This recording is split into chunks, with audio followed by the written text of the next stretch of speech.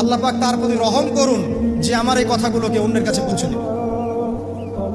নবীজির ভাষণ। এরপর নবীজি বলছেন, জেনে রাখো নিশ্চয়ই তোমাদের পরস্পরের, মুসলিমদের পরস্পরের সম্পদ, পরস্পরের রক্ত, পরস্পরের এই যে জান মাল ইজ্জত, এগুলো একে অপরের জন্য হারাম।